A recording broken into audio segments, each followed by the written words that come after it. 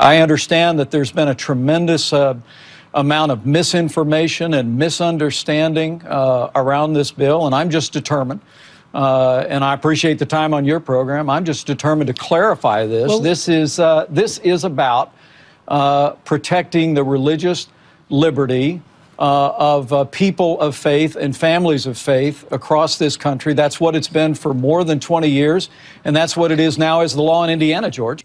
All right. Joining us now, ladies and gentlemen, as we welcome you back to hour number 2, is Bill Donohue, president of the Catholic League, Newsmax contributor, and author of The Catholic Advantage. Welcome. So you're going to be on South Park on Friday night. Right. You've been a character there for many years. Yes, I have. The Easter special. I take over from Pope Benedict because he's too much of a wimp, and so I become the Pope. But then in the end, Jesus kills me. So I don't. Yeah, they made a cartoon character of me a number of years ago, and then they bring me back once in a while as a cameo appearance. Good, so good for you. It's good fun. It's the idea of being roasted. We'll check that out. Absolutely. Yep. All right. This law. Yeah. I mean, the reaction from, and you wrote a letter to the NCAA, but the reaction has been Apple, as you point out. The reaction has been, you know, Ashton Kutcher. It's the Democrats, the media. They're pouring on, yet this bill was signed by Bill Clinton on a federal level, supported by almost every member of the House and Senate, and Obama voted for the same bill or similar bill when he was in the Illinois state legislature. Nancy Pelosi, which represents San Francisco, heavily gay population, she voted for it. In fact, she introduced it in the House. Ted Kennedy, not exactly an anti-gay guy, he introduced it in the Senate. President Clinton correctly signed the bill. It's been federal law since 1993. 19 states have a RFRA, which is the Religious Freedom Restoration Act. 11 others have something very similar. So you got 30 states plus the feds.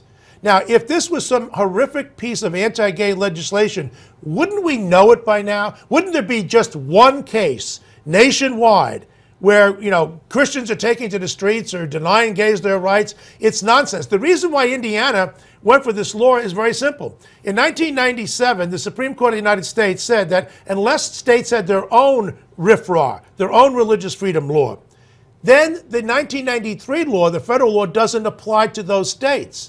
So after the Hobby Lobby victory, where people could claim that they're not going to allow the federal government to tell a family-owned business what they have to pay for in their health plans, Indiana said, listen, we're the ones who are the outliers. Why don't we get on board like everybody else? Right. So now the alarms go off. Everyone is screaming Indiana. You know who's screaming? The flyover country people. They're going against the flyover country people. Connecticut wants to have all kinds of bans with city employees. San Francisco, great city of tolerance toward Catholics, they want to have a ban. Seattle, home to other left-wing protesters.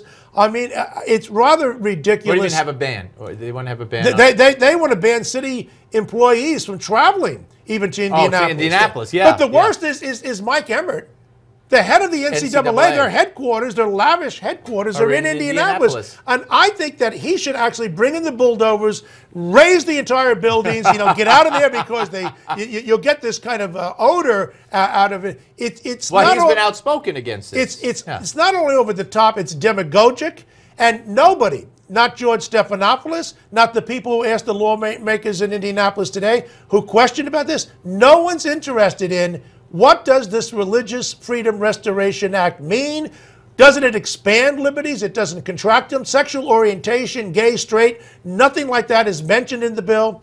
I think it's a pretty scary time in America. Here we are during Holy Week, and people are worried about a piece of legislation that's been around for a very long time. It's done nothing but expand liberties, not contract them, and they're acting like as if, as the guy from Apple said, this is like whites-only signs. I mean, Chuck Schumer voted in favor of this in '93. They all did. And now he says, this is horrible. Barack Obama, as you pointed out, in the Illinois State Senate voted in favor of this. Were they all wrong then? Well, now, what changed since? They point out that gays and lesbians were a protected class in Illinois, for instance. And Pence yesterday said, we're not making gays and lesbians a protected class. Exactly not. They're simply saying this. As the case of Hobby Lobby, it's really... No, but in other words, they should. In other words, they're saying you could remedy this awful bill by making gays a protected class in Indiana. Indianapolis, but he said, no, we're not going to do that. No, but look, why should they? The 1964 Civil Rights Act, Section 7J, 703J, I used to teach Too bad this you stuff. don't know it, yeah. Yeah, they explicitly said that this bill would not be used to discriminate against anybody. Then they used that, the courts, to justify affirmative action. All right, so the Kutchers and the Cooks and the NCAA, the Mark Emmert, all these people, what's wrong with, what are they doing? Well, this is what the social media has done in this 30 country. seconds, yeah. These people have jumped on this gay crazy bandwagon, and they want to pound their chest and saying, I am so much in favor of gay rights.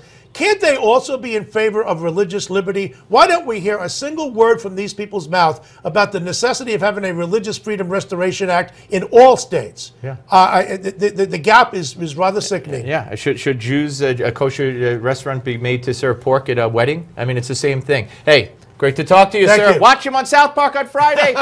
Dr. Andrew Bostom's next.